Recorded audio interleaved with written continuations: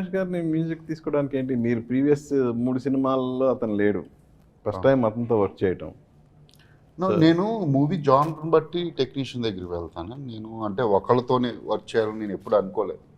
నాకు RX-100 చైతన్య భరద్వాజ్, మహాసముద్రం and మంగళవారం వచ్చి అజనీష్ లోక్నాథ్, ఇది వచ్చి జీవీను. ఇది లవ్ స్టోరీ, వెరీ హై అంటే ఎమోషన్స్తో ఉన్న love story and some commercial points కూడా ఉంటాయి. పక్కా కమర్షియల్ సినిమానే నాది.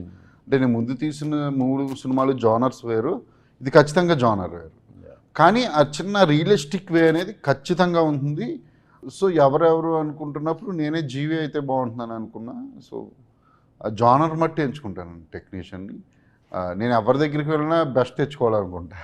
సో కానీ 8 years కెరియర్, ఇది 4వ సినిమా. అవును, ఏ అంత స్లోగా?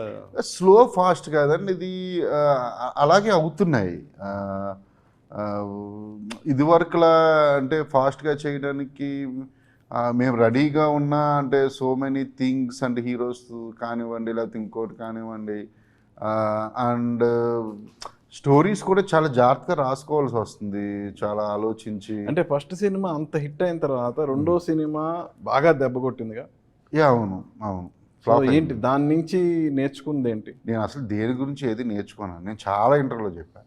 వై మూవీ అనేది ఎవరికి తెలియని ఒక బ్రహ్మ పదార్థం. ఎందుకు హిట్ అవుతుంది, ఎందుకు ఫ్లాప్ అవుతుంది అనేది. శ్రీనివాస్ మంగాపురం నేను నేర్చుకోవడానికి మళ్ళీ అదే మూవీ నేను రీమేక్ చేస్తున్నాను అనుకోండి, సారీ మహాసముద్రం, నేను ఖచ్చితంగా ఎందుకు ఎవరికేం నచ్చలేదు అని పాయింట్స్ రాసుకుని ఎక్కువ నేను ఆలోచించి నేను మళ్ళీ దాన్ని కరెక్ట్ చేసుకుని నేను ముందుకు వెళ్తా.